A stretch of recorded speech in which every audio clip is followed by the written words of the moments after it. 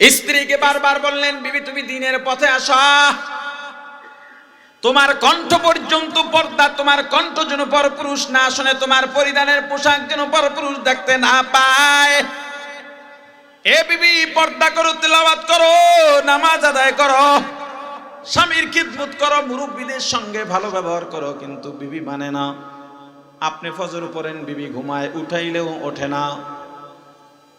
যখন দেখলেন আর মানে না আপনার প্রথম স্টেপ, আপনি তার সঙ্গে বিছানা ত্যাগ করেন। আপনি এক খাটে ঘুমান, তাকে আর এক খাটে দেন।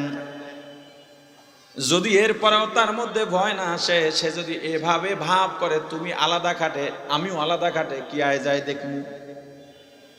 এরপরেও যদি সংশোধন না হয়, এরপরে তোমার খানার পাতিল আলাদা বানায় দাও, তুমি আলাদা পাতিলে রান্না করবা, তার রান্না আলাদা সে করে নেবে। এরপরে যদি ঠিক নয়, তুমি তাকে বলে দাও, ইয়া নিসা আন-নবী লাস্তুন্না কা আহাদিম মিনান নিসাই ইন ইত্তাকাইতুন্না ফালা তাখদা'না বিল কওল ফায়াতমা'আল্লাযী ফী কলবিহি মারাদ ওয়া কুলনা কওলাম মা'রুফা ওয়া করনা ফী বুয়ুতিকুন্না ওয়া লা তাবাররাজনা তাবাররুজাল জাহিলিয়াতিল উলা। এই আয়াতের শানে নুজুল হিসেবে তুমি তোমার বিবিকে বলে দাও, ও বিবি ভালো করে শোনো, কোন দুনিয়াদার বেদিন নারী কোন মুমিন পুরুষের স্ত্রী হওয়ার অধিকার রাখে না। বিদায় করে দাও। যদি ছাত্র কথা না শোনে, আদব না হয়, নাম কেটে দাও। মুরিদ যদি আমলদার না হয়, বারবার সবক দিলেন তাকে, আপনি তার তাসকিয়ার জন্য, ইসলার জন্য তাকে বয়ান দিলেন, বুঝাইলেন, সাথে রাখলেন, কিন্তু তার ঘর থেকে টিভি নামে নাই, বিবি বেপরদায় চলে, নিজের আমলও ঠিক হয় নাই, মুরিদগিরি কেটে দিয়া বলেন তুমি আমার মুরিদ নাও, আর অন্য কোনো একজনের কাছে গিয়া ইসলাহি আমল নিয়া তারপরে ঠিক হও, আমার দ্বারা হবে না। ছাত্রকে বলে দাও, আমার এই প্রতিষ্ঠানে তোমার শিক্ষা হবে না, অন্য প্রতিষ্ঠান থেকে তুমি শিক্ষা গ্রহণ করো, তোমাকে দিয়া আমার এখানে আর হবে না। কিন্তু আপনি আমার সন্তান নন, আপনাকে নামাজের দাওয়াত দিতে পারবো, এর বেশি কিছু বলা যাবে না। আপনি আমার স্ত্রী নন, আপনাকে দাওয়াত দিতে পারবো, তালাক দেওয়ার তো অপশনই নাই। আপনি আমার মুরিদও না, ছাত্র না, আপনাকে শুধু দাওয়াত দেওয়া যাবে, জোর জবরদস্তি করা যাবে না। এবার আসেন কৌশল। বিভিন্ন জায়গায় দেখতাম মদখোরের সাথে ওঠা বসা জায়েজ আছে, চলা জায়েজ আছে, মদ খাইয়া না খাইয়া, জোরে বলেন। বহু অপসংস্কৃতি আমাদের সমাজে আছে, এই নেক মনে করে এমনও আছে, আছে না নাই? ইমাম সাহেব একটা কাজ করলো, যেই কাজটা ইসলাম সমর্থন করে না। একটা মাসআলা বলি শুধু উদাহরণের জন্য, একটা মাসআলা কোন মৃত্যু ব্যক্তির জন্য খতম পড়া জায়েজ না জায়েজ পরের কথা, টাকা না নেওয়া না নেওয়া পরের ব্যাপার, খতমই তো জায়েজ নেই। আল্লাহর রাসূল পদ্ধতি বলে দিয়েছেন। এরপরে খতম পড়লা, দোয়া করলা, খাইলা, টাকাও নিলা, একটাও জায়েজ নাই। এই চারটার যে কোনো একটা হবে, হয়তো দোয়া হবে, দোয়া হলে খাওয়াও হবে না, টাকাও হবে না, একটার বিনিময়ে আর একটা। নেকের জন্য কোনো বিনিময়ে নেওয়া জায়েজ নাই। আপনি নেকের জন্য, ইসালে সওয়াবের জন্য, আপনার বাবার জন্য দোয়া করাইছেন, দোয়া কাফি, আর কিছু না। আপনি গরিবদের খাওয়াইছেন, হুজুরটা হাতটা উঠান, প্রশ্নই আসে না। আপনি গরিবদের কিছু টাকা দিয়া দিলেন, তখন দোয়াও না, দোয়ার আয়োজন করতে, উনি যদি নিজে নিজে দোয়া করে খুশি, সেটা ভিন্ন ব্যাপার। এখন বললাম হুজুর আপনি এটা কেন করলেন, খাইলেন, টাকাও নিলেন, কয় আস্তে আস্তে বুঝামু। ওরে ভাই, মদ করে সাথে গিয়া তুমি দাওয়াত দিয়া মদ ফিরাও, সেটা মদ খাইয়া না। তুমি নিজেও যদি মদ খাও, তবে মদখোরকে তুমি মদ থেকে ফিরাইবা কেমনে? যেদিন বলবা মদ খাওয়া যাবে না, মদখোর তোমার আগে ঠাইসা ধরবে। এই জায়গায় কৌশলটা অবলম্বন করতে হবে। বিসমিল্লাহির রহমানির রহিম। কুনতুম খায়রা উম্মাতিন উখরিজাত লিন-নাসি তা'মুরুনা বিল মা'রুফ ওয়া তানহাউনা 'আনিল মুনকার وتؤمنون بالله صدق الله العظيم محبت درود شريف پڑھی اللهم صل على محمد وعلى آل محمد كما صليت على إبراهيم وعلى آل إبراهيم إنك حميد مجيد اللهم بارك على محمد وعلى آل محمد كما باركت على إبراهيم وعلى آل إبراهيم إنك حميد مجيد يا حي يا قيوم برحمتك استغيث أصلح لي شأني كله ولا تكلني إلى نفسي طرفة عين الحمد لله আল্লাহ বলেন কুনতুম খায়রা উম্মাহ তোমরা ভালো জাতি আল্লাহ আমাদেরকে ভালো বানাইয়া পাঠাইলেন ভালোর ঘোষণা দিলেন না খারাপের সবাই বলেন যারা ভালো উত্তর দিবেন তার মানে কোরআনের এই আয়াতের পক্ষে সাক্ষী দিবেন ঠিক কোরআনের পক্ষে সাক্ষী দিলে সওয়াব হয় না গুনাহ হয় এজন্য প্রত্যেক কথার জবাব দিবেন আল্লাহ আমাদেরকে ভালো ঘোষণা দিলেন না খারাপ আল্লাহর ঘোষণা অনুযায়ী আমরা ভালো না খারাপ কিন্তু বর্তমান সমাজে ভালোর সংখ্যা বেশি না খারাপের সমস্যাটা কোথায় একটা সমস্যা আছে না নাই আল্লাহ বললেন আমাদেরকে ভালো শুধু কি ভালো আল্লাহ চারটা কসম খায়া বলেন আমি অবকাঠামোগত দিক থেকে সূরতের দিক থেকে সবচাইতে মানুষকে সুন্দর করে বানাইছি আল্লাহ সুন্দর বানাইছেন কাদেরকে জোরে বলেন দেখেন আল্লাহ কি বলেন ওয়াত্তিন ওয়াজ্জাইতুন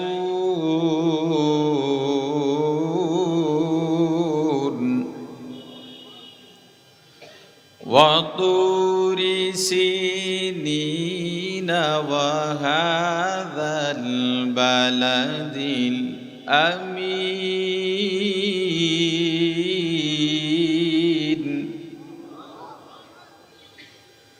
لقد خلقنا الإنسان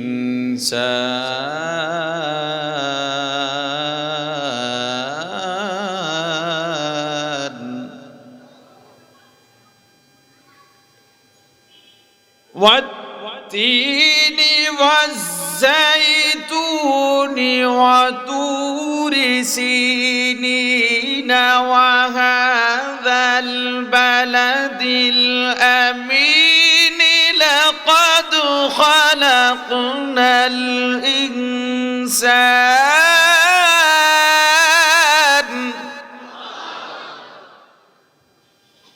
لقد خلقنا الإنسان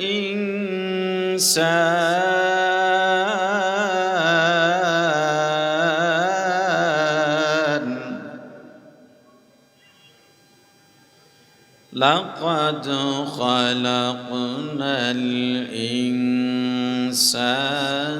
في أحسن تقويم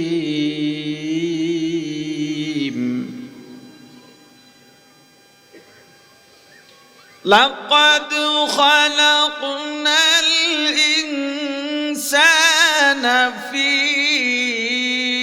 أحسن تقويم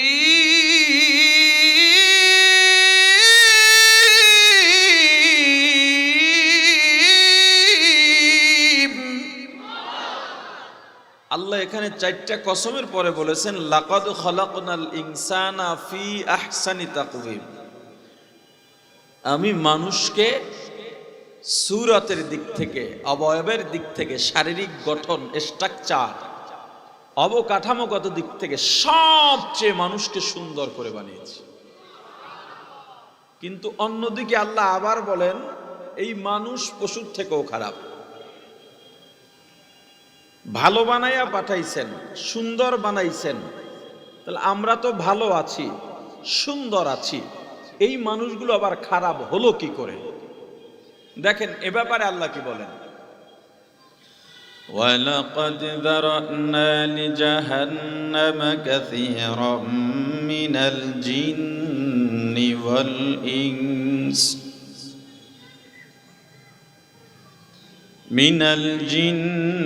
وَالْإِنسِ لَهُمْ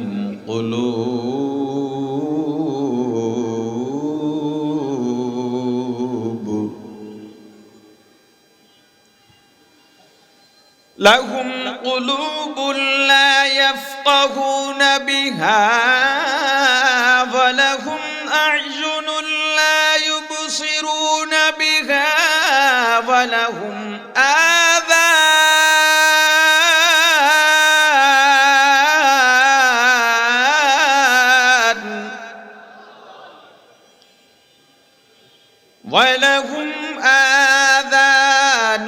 لا يسمعون بها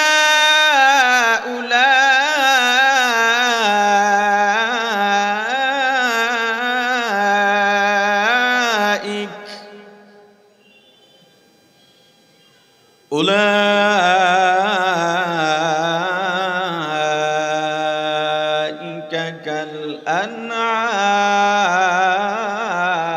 كالأنعام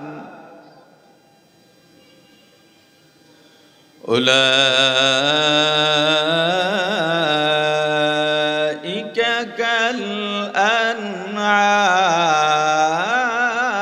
كالأنعام ولهم آذان لا يسمعون بها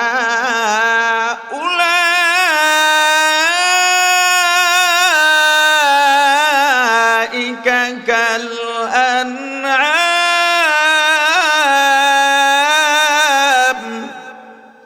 গর্ব সূরত आदमी इन साबुदे अहमद আবু জাহল মেকে সাবুদে। প্রাণের ভাই আমার, মানুষকে মানুষের মতো দেখলেই মানুষ বলা যায় না, মানুষের মতো কথা বলতে পারলেই মানুষকে মানুষ বলা যায় না, মানুষের বংশ থেকে জন্ম নিলেই মানুষকে মানুষ বলা যায় না, মানুষের মতো হাত পা থাকলেই মানুষকে মানুষ বলা যায় না, মানুষের মতো দেখলেই যদি মানুষকে মানুষ বলা যাইতো, আবু জাহেলের চেহারা আর আমার রাসূলের চেহারা দেখতে প্রায় একই রকম ছিল। আমার রাসূল যেই বংশের থেকে দুনিয়াতে আসছেন, আবু জাহেলও সেই বংশের থেকে দুনিয়াতে আসছে। আমার রাসূলের শরীরে যেই বংশের রক্ত, আবু জাহেলের শরীরে একই বংশের রক্ত। আমার রাসূল আর আবু জাহেলের সম্পর্ক ছিল চাচা ভাতিজা। নবীজি হলেন রাহমাতুল লিল আলামিন, সাইয়্যিদুল মুরসালিন, ইমামুল মুরসালিন, খাতামুন নবিয়্যিন, শাফিউল মুজনিবিন, উম্মতের কান্ডারি, মানবতার মুক্তির দূত। পক্ষান্তরে আবু জাহেল হলো চিরস্থায়ী জাহান্নামী। প্রাণের ভাই আমার, দেখেন আল্লাহ কি বলেন, ওয়ালাকাদ যারানা লিজাহান্নামা কাসীরা। আমি আল্লাহ অধিকাংশের জন্য জাহান্নাম বানিয়েছি। অধিকাংশ যারা জাহান্নামে যাবে তারা কারা? মিনাল জিন্নি, জিনদের মধ্য থেকে বেশিরভাগ জিন যাবে জাহান্নামে। মিনাল ইনসি, মানুষদের মধ্য থেকে বেশিরভাগ মানুষ যাবে জাহান্নামে। এই বেশিরভাগ জিন আর মানুষ যারা জাহান্নামে যাবে তাদের পরিচয় কি? আল্লাহ আয়াতের শেষ দিকে পরিচয় দিয়া বলেন, উলাইকা কাল আনআম, ওরা চতুষ্পদ জানোয়ারের মতো। শুধু জানোয়ারের মতো নয়, বালহুম আদল, বরং জানোয়ার থেকেও নিকৃষ্ট। ভালো বললেন আল্লাহ, শুধু ভালো নয়, সূরতের দিক দিয়ে আল্লাহ মানুষকে সবচাইতে সুন্দর বানাইছেন। শুধু সূরতও নয়, আল্লাহ বলেন ওয়ালাকাদ কাররামনা বানি আদম, সম্মানের দিক দিয়েও আমি আল্লাহ মানুষকে, বনি আদমকে সবার উপরে রেখেছি, সম্মান দিয়া বনি আদম বানাইছি। বলেন মানুষের সম্মান বেশি না কম? জোরে। এবার বলেন মানুষের শক্তি বেশি না হাতির শক্তি বেশি? দুই গ্রুপ হয়ে গেছে। আবার এই কয়টা মানুষ আপনারা একজোট হইতে পারলেন না, দুই গ্রুপ। আবার হুজুর গ্রুপরে কোন হুজুর আপনারা মিলতারেন না?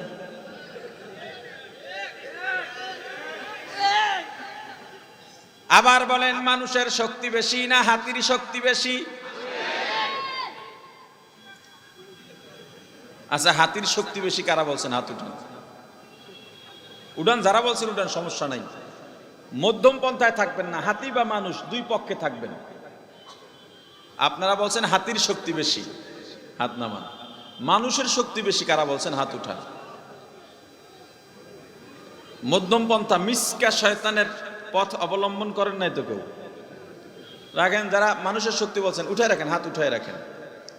একটা হাতি ছেড়ে দিলে এতগুলো মানুষ পারবেন হাতির সাথে? এই আবেগে, আমি তো আপনাকে ধাঁধা ধরি নাই যে আপনি আবেগে বলবেন। একটা হাতির গায়ে 100-150-200 মানুষের শক্তি থাকে, মানুষের থেকে হাতির শক্তি বেশি। মানুষের শক্তি বেশি হয় কিভাবে? হাত নামান। কিন্তু এরপরে একটা হাতির পিঠে 8, 9, 10, 12 বছরের বালক। আপনাদের পুরান ঢাকার দোকানে দোকানে চাঁদা কালেকশন করে হাতি দিয়া মাঝে মাঝে বিভিন্ন অঞ্চলে দেখেন কিনা? চা দোকান, পান দোকানের সামনে গিয়া হাতি হাতির শু বাড়িয়ে দিছে। পান দোকানদার 10 টাকা দিছে, উপর থেকে ছোট বালক পায়ের বৃদ্ধাঙ্গুলি দিয়া হাতির কানের গোড়ায় একটা খোঁচা দিছে। হাতি টাকাটা ছুঁড়ে মারছে, নেয় না।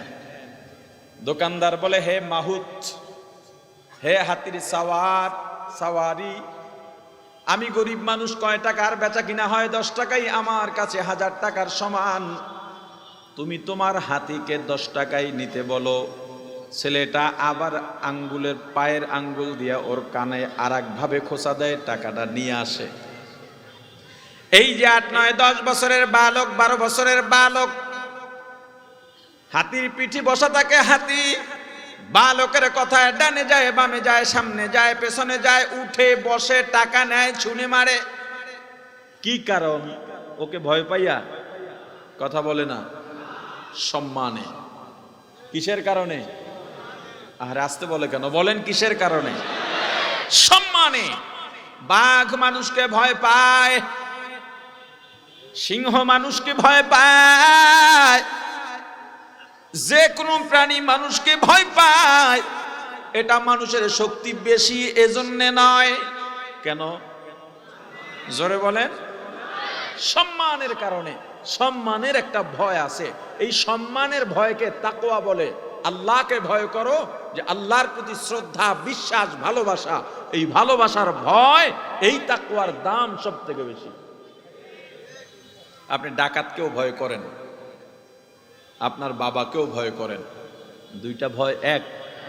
কথা বলে না। ডাকাতকে ভয় করার পেছনে ভয়ের সঙ্গে ঘৃণা জড়িত আছে। কি আছে? আর বাবাকে সম্মানের সাথে ভালোবাসা জড়িয়ে আছে। অনেক সময় দেখবেন শিক্ষক জীর্ণ শীর্ণ, একেবারে বেশি উঁচাও না, গায়ে পায়ে কম। আল্লাহ আমাদেরকে ভালো বানাইলেন, আবার সুন্দরের ঘোষণা দিলেন, শ্রেষ্ঠত্বের ঘোষণা দিলেন, সৌন্দর্যের ঘোষণা দিলেন। এরপরে বলেন সম্মানও সবার থেকে বেশি।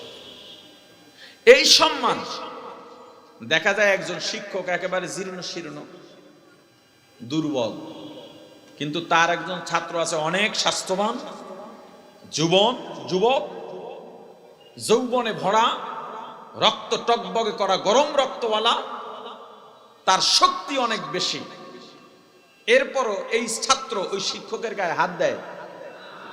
জোরে বলেন। শিক্ষক অন্যায় করছে তবুও হাত দেয়? বাবা বৃদ্ধ, ক্লান্ত, দুর্বল, শক্তি নাই, ছেলে শক্তিশালী, 10 জন একাকাইত করে ফেলে। বাবা হলেও মাঝে মাঝে ভুল হতে পারে কিনা কথা বলেন।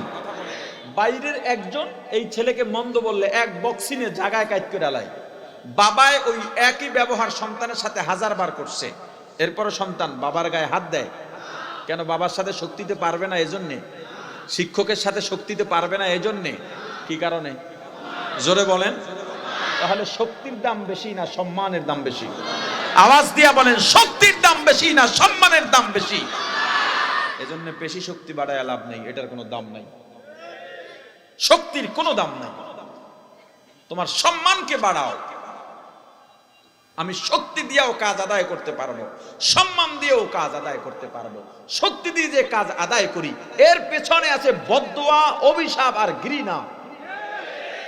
আর সম্মান দিয়ে যে কাজ আদায় করব এর পেছনে আছে শ্রদ্ধা, ভালোবাসা, দোয়া। এই সম্মান আল্লাহ মানুষকে দিয়েছেন। আল্লাহ বলেন শুধুই কি সম্মান, মানুষকে পরিপূর্ণ জীবন দান করেছেন। এ বান্দা ভালো বানাইছি, শ্রেষ্ঠত্বের ঘোষণা দিয়েছি। বান্দারে অবকাঠামো, চেহারা, স্ট্রাকচার সুন্দর করেছি, সম্মানও দিয়েছি, পরিপূর্ণ জীবনও দান করেছি। এত সুন্দর পরিপূর্ণ জীবন আমি আল্লাহর কাউকে দান করি নাই। বলেন তো পাখির বাসা কোথায়? হ্যাঁ, ঝড় এলে পড়ে যায়, বৃষ্টি এলে ভিজে যায়। এ মানুষ, তোমাদেরকে আমি আল্লাহ এত সুন্দর বাসস্থানের ব্যবস্থা দিয়েছি, ঝড় এলেও সমস্যা নাই, বৃষ্টি এলেও সমস্যা নাই, শীতেও সমস্যা না, গরমেও সমস্যা না। বান্দারে তাকায় দেখো, আমি আল্লাহ তোমার অনুভূতি প্রকাশ করার জন্য জবানে ভাষা দিয়েছি। আল্লামাহুল বায়ান,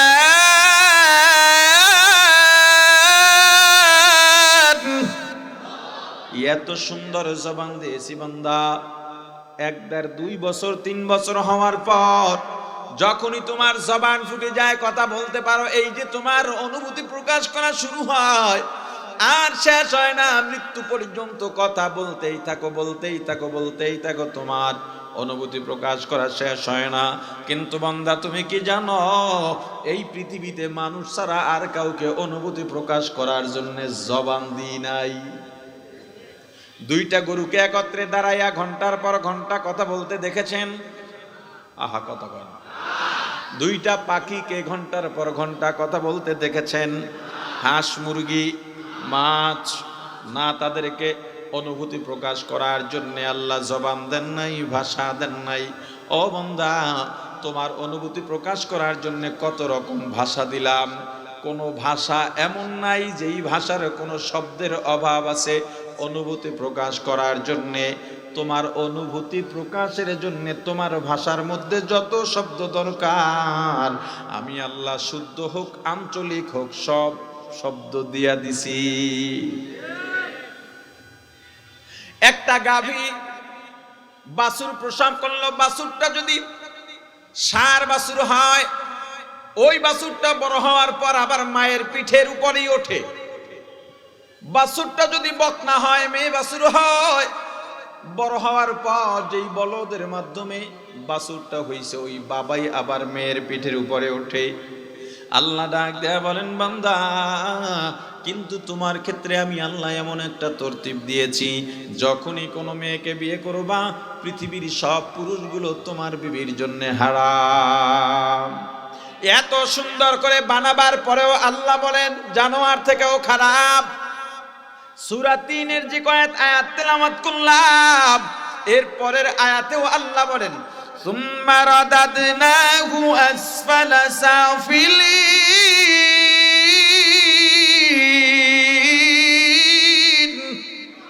हकीकत से तो दुनिया बेखबर है, दुनिया की नुमाइश पर नजर है नमी गोयम के आज दुनिया जुदाबाश बखर कारे के बाशी बा खुदा बाश सिस्ते दुनिया आज खुदा गाफिल बुदन नए कमाशो नुकरा गोफर जिंदोजान दुनिया में हो दुनिया का तलबुगार नहीं हो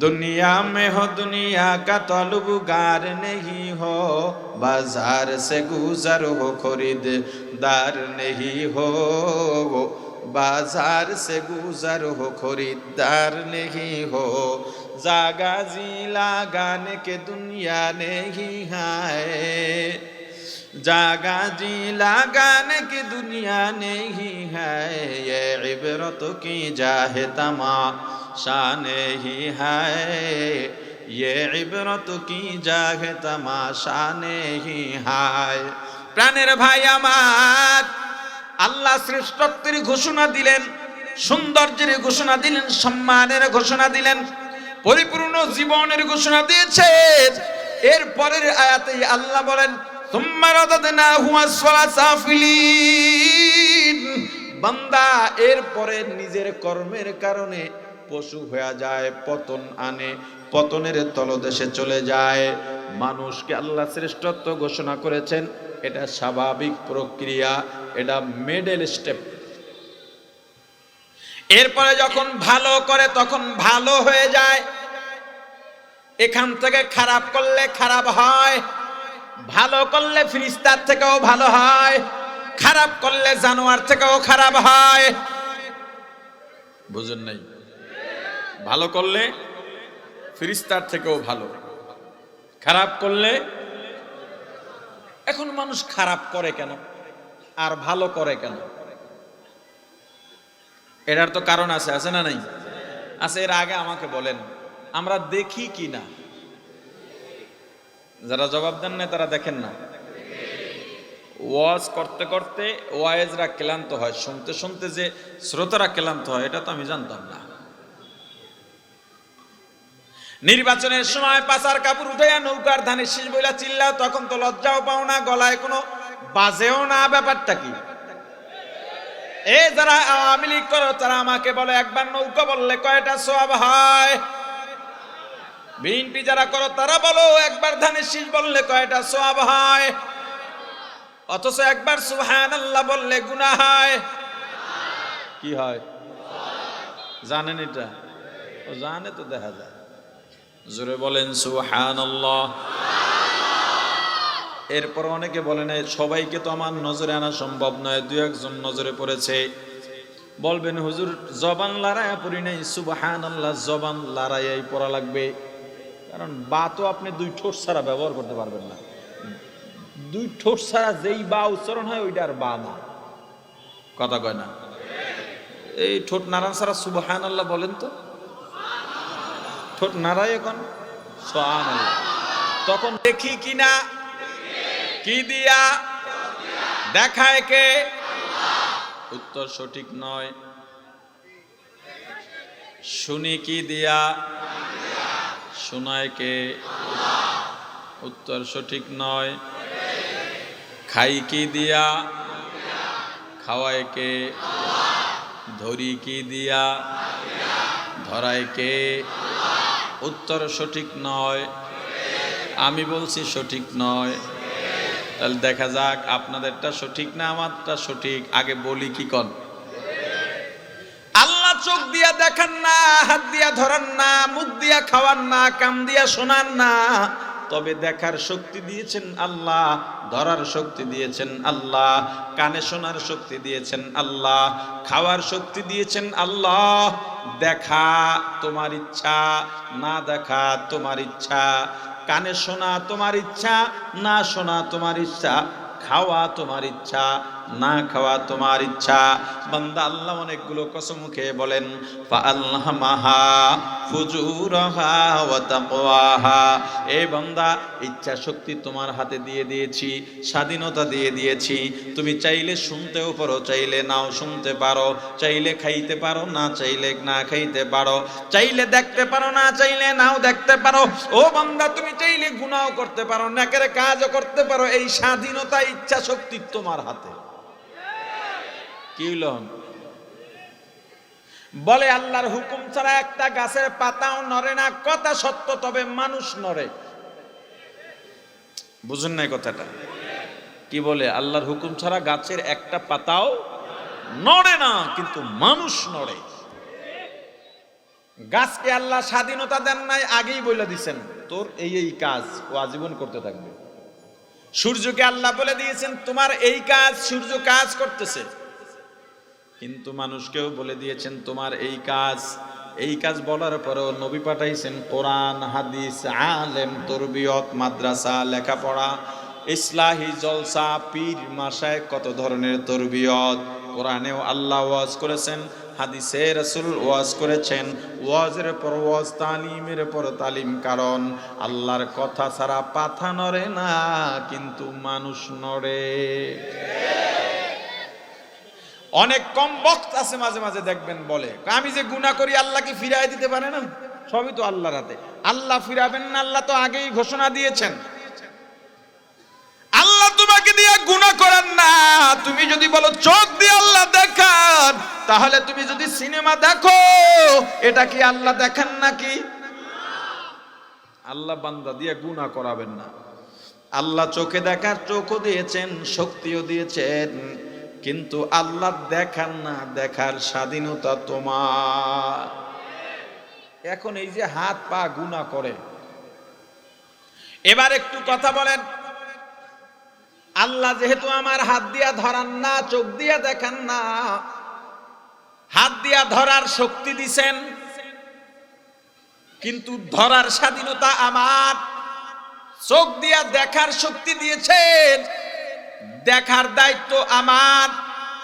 কান দিয়ে শোনার শক্তি দিয়েছেন, শুনবো কি শুনবো না সেই সিদ্ধান্ত আমার। যেহেতু আল্লাহ দেখান না, কানে শোনান না, আল্লাহ খাওয়াইয়া দেন না, আল্লাহ ধরান না, হাঁটান না, তাহলে কে ধরায়, কে হাঁটায়, কে দেখায়, কে শোনায়? পেছনে একটা গডফাদার আছে না নাই? জোরে বলেন। এই গডফাদার যদি চিনতে পারেন, আপনার জীবনে আর ওয়াজ লাগবে না। এই গডফাদার চিনে যদি আপনি পথ চলতে পারেন, আপনার জীবনটা সার্থক হয়ে যাবে। এবার দেখেন গডফাদারটাকে। আপনাকে বললাম ভাই চলো অমুক জায়গায় একটা হাতি আসছে, দেখে আসি। তুরস্কের একটা ঘোড়া আসছে, যুদ্ধ ঘোড়া, এই ঘোড়াটা দেখে আসি। আপনি বললেন দেখতে মন চায় না। কি বললেন? হ্যাঁ ভাই বলেন, চলা ওয়াজে যাব। বলে যাইতে মন চায় না। একটা নতুন কেরাত আসছে, গজল আসছে, ওয়াজ আসছে, শুনি। বলে শুনতে। এ ভাই একটা পাখি উড়ে যায়, পাখিটা ধরো। বলে ধরতে। জোরে বলেন। নাজিরা বাজারে আজকে একটা দোকান উদ্বোধন হয়েছে, শুনছি বিরিয়ানি খুব ভালো সুস্বাদু, চলো খাই। বলে খাইতে। জোরে বলেন। আজীব কথা। চোখ দিয়ে দেখতে মন চায় না, আপনার বলা দরকার দেখতে চোখ চায় না, শুনতে কান চায় না, ধরতে হাত চায় না, খাইতে মুখ চায় না, চলতে পা চায় না। কিন্তু আপনি চোখের ক্ষেত্রেও বললেন মন চায় না, কানের ক্ষেত্রেও বললেন মন চায় না, হাতের ক্ষেত্রেও বললেন মন চায় না, চলার ক্ষেত্রেও বললেন মন চায় না, খাওয়ার ক্ষেত্রেও বললেন মন চায় না। বোঝা গেল আপনার মনে যা চায় আপনি তাই করে। এই গডফাদারের নাম মন, কলব। এই গডফাদারের নাম কি? জোরে বলেন। এই কলব যদি শুদ্ধ হয়, তখন আপনার কলব হাতকে বলে হারামের টাকাটা ধরিস না। কলব যদি শুদ্ধ হয়, আপনার চোখ বলে আলেমের দিকে তাকা। আর কলব যদি অপবিত্র হয়, কলব যদি গুনায় গুনায় জর্জরিত হয়ে যায়, হারামের টাকা পাইলে কলব কয় এ হাত টাকাটা ধর। কলব যখন বলে, মন যখন বলে, মন যখন চায় তখন ওইটা করে। তাহলে মানুষের যত অঙ্গ প্রত্যঙ্গ আছে সব হলো কলবের গোলাম। এই কলব যদি তোমাকে নেক কাজ করতে বলে তবেই তুমি কলবের গোলামি করো। কলব যদি তোমাকে গুনাহ করতে বলো তখন কলবের গোলামি করো না, কলবকে তোমার গোলাম বানাও। কলবকে গোলাম বানাও। যদি কলবকে গোলাম বানাইতে পারো, আল্লাহ বলেন নাহান নাফসা আনিল হাওয়া ফাইনাল জান্নাতা হিয়াল মাওয়া। জান্নাত ঠিকানা, জান্নাত। আর এই কলবকে ধোঁকা দিতে কাউকে লাগে না। কলবে ধোঁকা দিতে ইবলিস ধোঁকা যে পড়লো, কার ধোঁকায় পড়ছে? ওর মনের ধোঁকায় পড়ছে। ইবলিসরে ধোঁকা দিতে আলাদা কেউ লাগে নাই। কিন্তু আমার কথা বুঝতেছেন না আপনারা? ইবলিসরে ধোঁকা দিতে আলাদা কেউ লাগছে? ওর মনই ওরে ধোঁকা দিছে। তা আপনার আমার মনে আপনাকে আমাকে ধোঁকা দেবে। এজন্য কলবকে শুদ্ধ রাখতে হবে। আর এই কলবকে শুদ্ধ রাখার ক্ষেত্রে কলবের নিয়ন্ত্রণ আমার আল্লাহর হাতে দিয়া আমি নিজেকে পরিশুদ্ধ করা এবং আল্লাহ যত দায়িত্ব অর্পণ করেছেন দায়িত্বগুলো পালন করা।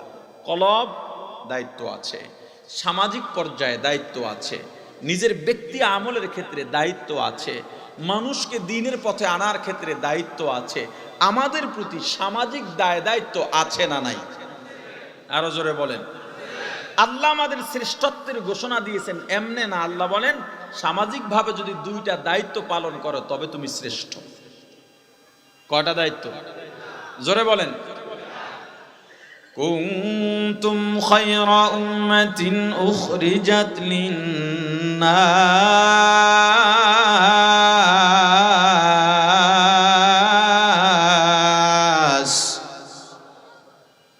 তা'মুরুনা বিল মা'রুফ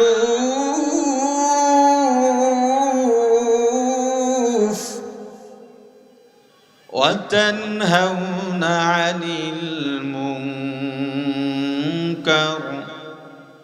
ওয়া তু'মিনুনা বিল্লাহ।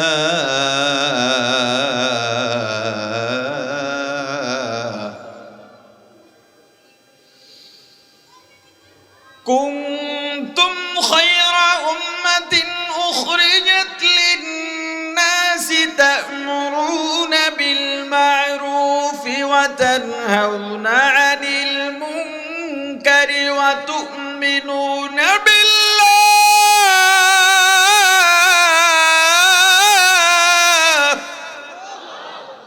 এক নাম্বার সামাজিক দায়িত্ব ভালো করে মনে রাখবেন। এই সমাজের দায়িত্ব তো আমরা পালনই করি না। নিজে নিজে বাঁচি, যার যার বাঁচাকেই আমি মনে করি, আমরা নিজেরা মনে করি এটাই বুঝি আমার জিন্দেগি। না না, সামাজিক দায়িত্বের এক নাম্বার কাজ তা'মুরুনা বিল মা'রুফ, নেক আমলের আদেশ দেওয়া। এক নাম্বার বলেন, কাদেরকে দেবেন? মানুষকে নেক আমলের আদেশ দেওয়া, আহ্বান করা, দাওয়াত দেওয়া। আমি নেক আমল বলেছি, আমাদের ওলামায়ে কেরাম সৎ কাজের আদেশের কথা বলেন, এটাও ঠিক আছে।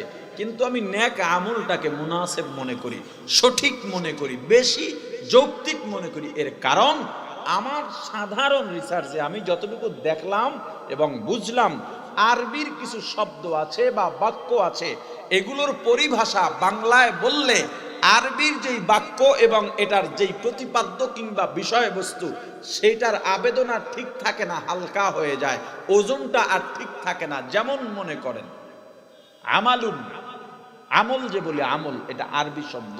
আমালুন বাংলা অর্থ কাজ, বাংলা অর্থ কি? কাজ। আর আরবিতে আমল, আরবিতে আমল। আমি বললাম অমুক লোকটা খুব আমলদার, আপনারা বিরক্ত না তো? কথা বোঝেন না? আমি বললাম অমুক লোকটা আমলদার, আপনি কি বুঝবেন লোকটা দোকানদারি করে? আমি আমলদার বলার পরে আপনি কি বুঝবেন লোকটা দোকানদারি করে? মিল কারখানার মালিক, এমপি, পুলিশ, কি মনে করবেন? নামাজি, রোজাদার, তসবি পড়ে, দরুদ পড়ে, মিথ্যা বলে না, হারাম খায় না, এটাই তো বুঝবেন। বাংলায় বললাম এটাকে, লোকটা খুব কাজের। কি বললাম? বলেন না, কি বললাম? দুইটাই কিন্তু ঠিক আছে। ওইটা আমলদার বাংলা আর কাজের, দুঃখিত, আমলদার আরবি, ওই দার মিলানে ভার্সি হয়ে গেছে আর কি। যাই হোক, বা বললাম আমলি, তাতেও তো একটাই বুঝবেন, ঠিক না? আর বাংলায় বললাম লোকটা কাজের। যখন বললাম লোকটা কাজের, আপনি কি বুঝবেন? লোকটা নামাজি, লোকটা রোজাদার। কি বুঝবেন? লোকটারে যে কোনো কাজ দিলে কাজ হয়ে যায়, পরিশ্রমী। একই শব্দ, আরবিতে বুঝলেন একটা, বাংলায় বুঝলেন আর একটা। এজন্য আরবির সব শব্দ কিংবা বাক্য বাংলায় বলা ঠিক না। তাহলে আরবির যে পরিভাষা, এটার যে ওজন, এটার যে মাহাত্ম্যর আবেদন, সেটা থাকে না। যেমন আমি বললাম সৎ কাজ, এটার আরবি হলো আমলে সালেহ। সৎ কাজ অমুসলিমরাও করে। বহু হিন্দু ভাই আছে, মিথ্যা বলে না, আমানতের খেয়ানত করে না, মানুষকে ঠকায় না, আছে না নাই? এটাও তো সৎ কাজ।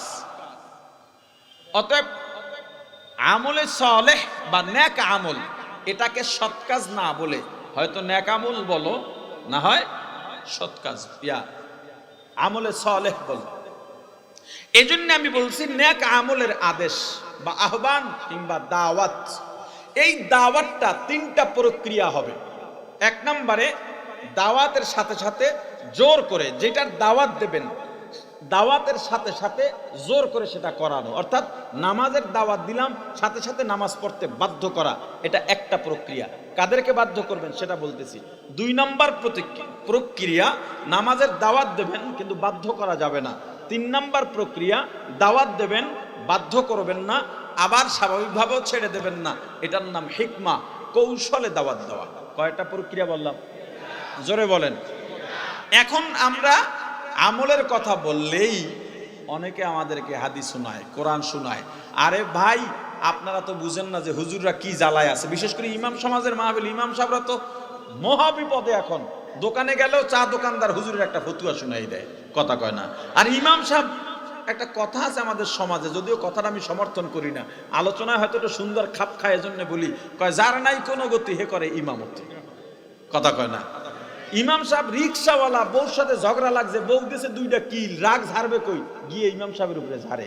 এমন দুর্বল পাইছে ইমাম সাহেব গো। ওই চা দোকানে গেলে একটা মাসালা হুনায়, চা দোকানদার ফতুয়া দেয় হুজুরে। এখন ফতুয়ার জন্য ফতুয়া বিভাগ লাগে না, প্রত্যেকটা চা স্টল বিশাল বিশাল একটা ফতুয়া বিভাগ। অথচ ফতুয়া দেওয়ার কথা কারা? আহা, কথা বলে না কারা? এই দোষ শুধু আপনাদের প্রতি, আপনাদের না, এই দোষ আমাদেরও আছে। ওলামায়ে কেরামের দায় ভার এড়াতে পারবে না। এখন এক শ্রেণীর ওলামায়ে কেরাম ইসলামকে আধুনিকতার কাছে জিম্মি করতে চায়, অর্থাৎ আধুনিক পদ্ধতি এইটা, ইসলামও আধুনিকতায় আনতে হবে। বিষয়টা এমন নয়, বরং আধুনিকতা থাকবে, ইসলাম মেনে আধুনিকতা হবে। আমি আমার একটা বইতে লিখেছিলাম অনেক আগে, বদলে যাও বদলে দাও নামে আমার একটা বই আছে, বড় বই, মৌলিক বই, যে তাদের ভেতরে গিয়া তারা হয়ে যাইও না, তাদেরকে আমরা বানাও। অর্থাৎ বলে আমি অমুকের মধ্যে, ভাই তুমি এদের সাথে চলো কেন? বলে দেখি ইসলামের দাওয়াত দিয়ে এদেরকে আনা যায় কিনা। কয়দিন পর দেখা যায় ওদের মধ্যে যাইয়া এর সুর এখন আমাদের সাথে মেলে না।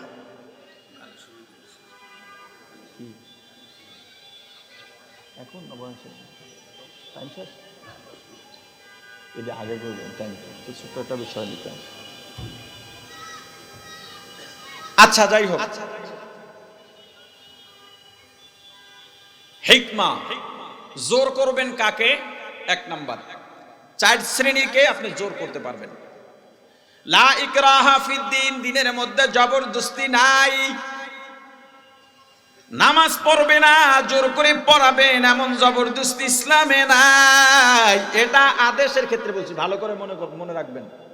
আদের দুইটা পয়েন্ট বলবো, টাইম আমার শেষ, খুব সংক্ষেপে দুইটা পয়েন্ট বলবো। জোর জবরদস্তি নাই কিসের ব্যাপারে? আমলের আদেশের ব্যাপারে, দাওয়াতের ব্যাপারে। এটা মনে রাখেন, এটা দাওয়াতের ব্যাপারে জোর জবরদস্তি নাই। কিন্তু মা বাবা সন্তানকে, এটা মুখস্থ করেন, কি বললাম? মা বাবা সন্তানকে, স্বামী তার স্ত্রীকে, পীর তার মুরিদকে, শিক্ষক তার ছাত্রকে জোর করে আমল করাতে পারবে। শুধু তাই নয়, নফল ইবাদতের ক্ষেত্রেও ফরজের মতো চাপ দিয়া, গুরুত্ব দিয়া আমল করতে বাধ্য করতে পারবে। যেমন সন্তান, ছেলে 7 বছর, বাবা বলবে চলো নামাজে, 10 বছর পর্যন্ত নামাজের তালিম দেবে, সাথে সাথে নামাজের অভ্যস্ত করাবে, শিক্ষা দেবে, পড়াবে। 10 বছর হয়ে গেছে, সন্তান নামাজ পড়ে না, এবার ছোট্ট একটা লাঠি বানাতে হবে। ছোট লাঠি না বড় লাঠি? জোরে বলেন। এই ছোট লাঠি দিয়া শাসন করবে, নির্যাতন নয়। বিভিন্ন শিক্ষা প্রতিষ্ঠান, যদিও দোষ উঠেছে হেফজখানার উপরে, এটা আমি মোটেও সমর্থন করি না। এই দেশে বহু প্রতিষ্ঠান, স্কুল বলেন, মাদ্রাসা বলেন, ছাত্রদের উপরে নির্যাতন চালায়। শাসন করবেন, নির্যাতন নয়। শাসন কাকে বলে? হাতে একটা বাড়ি দিছে, বেত্রাঘাত করছে, অনেক ব্যথা, আল্লাহ, কিছুক্ষণ পর নাই, কথা কয় না, এটার নাম শাসন। একটা বেত্রাঘাত করছে, 5 দিনেও যায় না, ওষুধ খাইয়া কমান লাগে, এটার নাম নির্যাতন। মারবেন, শাসন করবেন, নির্যাতন নয়। চেহারায় মারা যাবে না, মাথায় মারা যাবে না, বুকে মারা যাবে না, হাতের তালু, পায়ের তালু কিংবা সিনা, কথা বুঝো না। শাসন, 2 বছর শাসন করলেন, ছেলে নামাজ পড়ে না, এরপরে 15 বছর পর্যন্ত আপনি খানা মাঝে মাঝে বন্ধ করেন, শাসনও ঠিক রাখেন, তালিমও ঠিক রাখেন। 15 বছর বালেগ হয়ে গেছে, এখনো মানে না, বলে দাও হে ছেলে, আমার সন্তান হওয়ার যোগ্যতা তোমার নাই, এবার তুমি তেজ্য। স্ত্রীকে বারবার বললেন, বিবি তুমি দিনের পথে আসা, তোমার কণ্ঠ পর্যন্ত পর্দা, তোমার কণ্ঠ যেন পরপুরুষ না শোনে, তোমার পরিধানের পোশাক যেন পরপুরুষ দেখতে না পায়। এ বিবি, পর্দা করো, তেলাওয়াত করো, নামাজ আদায় করো, স্বামীর খিদমত করো, মুরব্বীদের সঙ্গে ভালো ব্যবহার করো। কিন্তু বিবি মানে না। আপনি ফজর পড়েন, বিবি ঘুমায়, উঠাইলেও ওঠে না। যখন দেখলেন আর মানে না আপনার প্রথম স্টেপ, আপনি তার সঙ্গে বিছানা ত্যাগ করেন। আপনি এক খাটে ঘুমান, তাকে আর এক খাটে দেন। যদি এরপরেও তার মধ্যে ভয় না আসে, সে যদি এভাবে ভাব করে তুমি আলাদা খাটে আমিও আলাদা খাটে, কি আয় যায় দেখুন। এরপরেও যদি সংশোধন না হয়, এরপরে তোমার খানার পাতিল আলাদা বানায় দাও,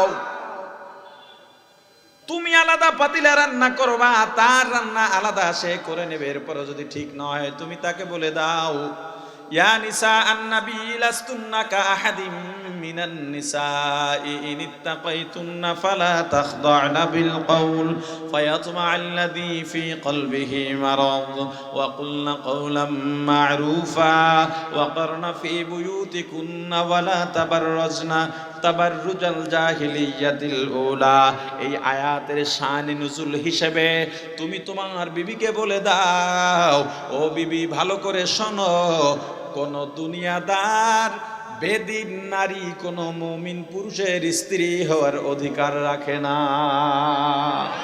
বিদায় করে দাও। যদি ছাত্র কথা না শোনে, আদব না হয়, নাম কেটে দাও। মুরিদ যদি আমলদার না হয়, বারবার সবক দিলেন তাকে, আপনি তার তাসকিয়ার জন্য, ইসলার জন্য তাকে বয়ান দিলেন, বুঝাইলেন, সাথে রাখলেন, কিন্তু তার ঘর থেকে টিভি নামে নাই, বিবি বেপরদায় চলে, নিজের আমলও ঠিক হয় নাই, মুরিদগিরি কেটে দিয়া বলেন তুমি আমার মুরিদ নাও, আর অন্য কোনো একজনের কাছে গিয়া ইসলাহি আমল নিয়া তারপরে ঠিক হও, আমার দ্বারা হবে না। ছাত্রকে বলে দাও, আমার এই প্রতিষ্ঠানে তোমার শিক্ষা হবে না, অন্য প্রতিষ্ঠান থেকে তুমি শিক্ষা গ্রহণ করো, তোমাকে দিয়া আমার এখানে আর হবে না। কিন্তু আপনি আমার সন্তান নন, আপনাকে নামাজের দাওয়াত দিতে পারবো, এর বেশি কিছু বলা যাবে না। আপনি আমার স্ত্রী নন, আপনাকে দাওয়াত দিতে পারবো, তালাক দেওয়ার তো অপশনই নাই। আপনি আমার মুরিদও না, ছাত্র না, আপনাকে শুধু দাওয়াত দেওয়া যাবে, জোর জবরদস্তি করা যাবে না। এবার আসেন কৌশল। বিভিন্ন জায়গায় দেখতাম মদখোরের সাথে ওঠা বসা জায়েজ আছে, চলা জায়েজ আছে, মদ খাইয়া না খাইয়া, জোরে বলেন। বহু অপসংস্কৃতি আমাদের সমাজে আছে। এই নেক মনে করে এমনও আছে না নাই? ইমাম সাহেব একটা কাজ করলো, যেই কাজটা ইসলাম সমর্থন করে না। একটা মাসআলা বলি শুধু উদাহরণের জন্য, একটা মাসআলা কোন মৃত্যু ব্যক্তির জন্য খতম পড়া জায়েজ না জায়েজ পরের কথা, টাকা না নেওয়া না নেওয়া পরের ব্যাপার, খতমই তো জায়েজ নেই। আল্লাহর রাসূল পদ্ধতি বলে দিয়েছেন, এরপরে খতম পড়লা, দোয়া করলা, খাইলা, টাকাও নিলা, একটাও জায়েজ নাই। এই চারটার যে কোনো একটা হবে, হয়তো দোয়া হবে, দোয়া হলে খাওয়াও হবে না, টাকাও হবে না, একটার বিনিময়ে আর একটা। নেকের জন্য কোনো বিনিময়ে নেওয়া জায়েজ নাই। আপনি নেকের জন্য, ইসালে সওয়াবের জন্য, আপনার বাবার জন্য দোয়া করাইছেন, দোয়া কাফি, আর কিছু না। আপনি গরিবদের খাওয়াইছেন, হুজুর হাতটা উঠান, প্রশ্নই আসে না। আপনি গরিবদের কিছু টাকা দিয়া দিলেন, তখন দোয়াও না, দোয়ার আয়োজন করতে, উনি যদি নিজে নিজে দোয়া করে খুশি, সেটা ভিন্ন ব্যাপার। এখন বললাম, হুজুর আপনি এটা কেন করলেন? খাইলেন, টাকাও নিলেন, কয় আস্তে আস্তে বুঝামু। ওরে ভাই, মদ করে সাথে গিয়া তুমি দাওয়াত দিয়া মদ ফিরাও, সেটা মদ খাইয়া না। তুমি নিজেও যদি মদ খাও, তবে মদখোরকে তুমি মদ থেকে ফিরাইবা কেমনে? যেদিন বলবা মদ খাওয়া যাবে না, মদখোর তোমার আগে ঠাইসা ধরবে। এই জায়গায় কৌশলটা অবলম্বন করতে হবে। ওই কৌশলের দিকে আর যাব না। শুধু এতটুকু কথা আপনাকে আমি বলি, সৎ কাজের আদেশ, নেক আমলের আদেশের ক্ষেত্রে লা ইকরাহা ফিদ্দীন, জোর করা যাবে না। দ্বিতীয় আরেকটা সামাজিক দায়িত্ব আছে, তানহাউনা আনিল মুনকার। একটা হলো নেক আমলের আদেশ, আরেকটা, কথা বলেন, আরেকটা কিসের নিষেধ? অন্যায়ের নিষেধ নয়, বাধা। অন্যায়ের, আরে নিষেধও তো সৎ কাজের আদেশের মধ্যে। কিভাবে? একজনে মদ খায়, আমি বললাম ভাই মদ খাইও না, এটা তো তাকে আদেশ করা হলো, দাওয়াত দেওয়া হলো না খাওয়ার। একজনে সিগারেট টানতেছে, ভাই এটা খাইয়েন না, টাইনেন না, এটা তো আমি সতের পথে আদেশ দিলাম, দাওয়াত দিলাম। অন্যায়ের বাধা, এই অন্যায়ের বাধার ক্ষেত্রে আমরা সবাই উদাসীন। একটা কথা মনে রাখবেন, অন্যায়ের বাধা ব্যতীত এই সমাজে কোনোদিন ইসলাম প্রতিষ্ঠা সম্ভব নয়, হবে না। অন্যায়ের বাধা যদি হুজুররা দিতে যায়, তখন সাধারণ মানুষ আবার ফতুয়া মারে, আমার রাসূলের মেজাজ কত ঠান্ডা, হুজুররা রাগ হয় কি লেগা? সাইয়েদনা আবু বকর কত সুন্দর ঠান্ডা মেজাজের মানুষ, আবার হুজুররা রাগ হয় কি লেগা? হুজুররাই রাসূলের তরিকায় চলে না। ওরে ভাই, তুমি শুধু এই একটাই কারণ মানুষ হুজুরদের ব্যাপারে এই ভুল ধারণা কেন রাখে? হুজুর রাজনীতিতে এলে বলে হুজুরদের রাজনীতির দরকার কি? হুজুর যদি প্রতিবাদ করে, মানুষ বলে হুজুরদের প্রতিবাদের দরকার কি? এটার কারণ একটাই, শুধুমাত্র আমার রাসূলের জিন্দেগি সম্পর্কে, সাহাবায়ে কেরামের জিন্দেগি সম্পর্কে সাধারণ মানুষ জানে না। এই দায়ভার আমাদের, আমরা রাসূল সম্পর্কে আপনাদেরকে জানাতে ব্যর্থ হয়েছি। আজমতে রাসূল, শানে রিসালাত, বহু সমাবেশ হয়, বহু আলোচনা হয়। সিরাত নিয়ে যেই মেহনত হওয়া দরকার, প্রত্যেক মসজিদে হালকা করা উচিত। প্রত্যেক সপ্তাহে ধারাবাহিকভাবে আমার রাসূলের জিন্দেগি, এই পৃথিবীতে বহু কাট্টা কাফের আমার রাসূলের জীবনী পড়ে মুসলমান হয়ে গিয়েছে। তারা যদি আমার রাসূলের জীবনী জানতো, তাহলে এই কথা বলতো না। আমার রাসূল, আচ্ছা বলেন, নরম মেজাজ তো অবশ্যই ছিল, কিন্তু জিহাদ কি নরম মেজাজ নিয়ে করা যায়? যুদ্ধ কি নরম মেজাজ নিয়ে করা যায়? কাফেরের সাথে গিয়ে বলেন, কাফের ভাই, কাফের ভাই, তোমার লাগে আমি যুদ্ধ করি, কি হবে? কথা বলে না। এক লোক আমার কাছে জিজ্ঞাসা, হুজুর আমি রাগ হইয়া বউ তালাক দিছি, তালাক কি হইব? আমি কই, বউ তো রাগ হইয়াই তালাক দেয়, সুমা দিয়া তো আর কেউ তালাক দেয় না। কয় রাগ হইয়া তালাক দিছি, তালাক হবে? সাইয়্যিদুনা সিদ্দিক আকবর আবু বকর সিদ্দিক রাদিয়াল্লাহু তাআলা আনহুর ছেলে মুসলমান হয়ে গেছে। মুসলমান হইয়া বলে, আব্বা অমুকের যুদ্ধে, কোন যুদ্ধটা জানেন, ভুলে গেছি, ওই যুদ্ধে আমি আপনাকে দেখছি এবং একেবারে হাতের নাগালে ছিলেন, আমি আপনাকে কতল করে ফেলাইতে পারতাম, কিন্তু করি নাই। কেন? আপনি আমার বাবা। সাইয়্যিদুনা বললেন, আল্লাহর কসম, যার হাতে আমার জান এবং প্রাণ, আমি যদি তখন দেখতাম তোমাকে, আমি আগ্রহের সঙ্গে সাথে সাথে টুকরা করে ফেলতাম, কারণ তখন তুমি কাফের। আচ্ছা বলেন, এই যে দুই টুকরা করতে রাগ না উঠলে করে, আমার মাদ্রাসার একবার শুরু জীবনের যে নাজেমে তালিমাত ছিলেন, উনি একদিন একটা গল্প বলতেছে হুজুর বাড়িতে তাদের বাড়ি একটা মারামারি লাগছে। তো এই মারামারি চলতেছে, ও বসে দেখতেছে, ছোট না বড় প্রাপ্তবয়স্ক, বসে দেখতেছে মারামারি। ওর আর এক ভাই আইসা বলে, লাডি লও না কা হাতে? কয় আমার তো রাগই ওঠে না। রাগ না উঠলে লাডি লো মুখে মুখে। জিদ ছাড়া, রাগ ছাড়া, প্রতিবাদ ছাড়া, অন্যায়ের বাধা ব্যতীত এই সমাজ ইসলাম প্রতিষ্ঠা হবে না। আর অন্যায়ের বাধার ক্ষেত্রে লা ইকরাহা ফিদ্দিন নয়, লা ইকরাহা ফিদ্দিন, দ্বীনের জবরদস্তি করা যাবে না। দাওয়াতের ক্ষেত্রে অন্যায়ের বাধা দিতেই হবে। আপনি অন্যায়ের বাধা যদি না দেন, এই সমাজ ধ্বংস হয়ে যাবে। আমি আপনাকে একটা উদাহরণ দিয়া বুঝাই। আপনার বংশাল এই পুরান ঢাকায় 1000 দরবেশ আছে, মদ খায়, মদখোরকে কিছু বলে না, কিন্তু নিজে তাহাজ্জুদ বাদ দেয় না, ইফতিজারদেরকে কিচ্ছু বলে না। নামাজের সময় মসজিদে নামাজের সময় দোকানে টিভি চলে, গান বাজনা হয়। বিভিন্ন দিবসের মধ্যে এলাকার মানুষ ঘুমাইতে দেয় না, ডেক সেট বাজাইয়া, এদেরকে কোনোদিন কিচ্ছু বলে নাই। এমন 1000 কেন 1,00,000 দরবেশও যদি এই পুরান ঢাকায় থাকে, বলেন গান বাজনা বন্ধ হবে, মদ বন্ধ হবে।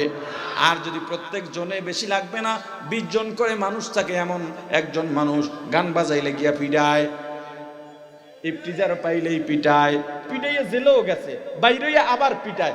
যখন একটা গানওয়ালা দেখবে দোকানে টিভি চলতেছে, দিকে নামাজ, অমুক আসতেছে, দোকানদার করবে সর তাড়াতাড়ি, টিভির মধ্যে পর্দা দিয়া বন্ধ করে দোকানও বন্ধ করে লাইব। অন্যায়ের বাধার দ্বারা ইসলাম প্রতিষ্ঠা হবে, এছাড়া হবে না। আপনি যত চেষ্টা করেন, অন্যায়ের প্রতিবাদ লাগবে। আমি প্রায় সময় বলি, এই দেশের রাস্তা যদি ভালো না হয়, ওলামায়ে কেরাম রাস্তা আন্দোলনে নামবে না। রাস্তা মেরামতের জন্য বিদ্যুৎ না থাকলে হারিকেন জ্বালিয়ে, মোমবাতি জ্বালিয়ে লেখাপড়া করব, এই অভ্যাস আমাদের আছে। দ্রব্য মূল্য উঠতে যদি আমাদের ক্ষুধার্ত থাকতে হয়, ওলামায়ে কেরাম লেখাপড়ার জীবনে ক্ষুধার্ত দেখেছে, তবু কিচ্ছু বলবে না। কিন্তু ইসলামের উপরে, কোরআনের উপরে, রাসূলের ইজ্জতের উপরে যদি আঘাত হানে, উলামায়ে কেরাম বসে থাকবে না, রাজপথে নামবে, রক্ত দেবে, জীবন দেবে ইনশাআল্লাহ।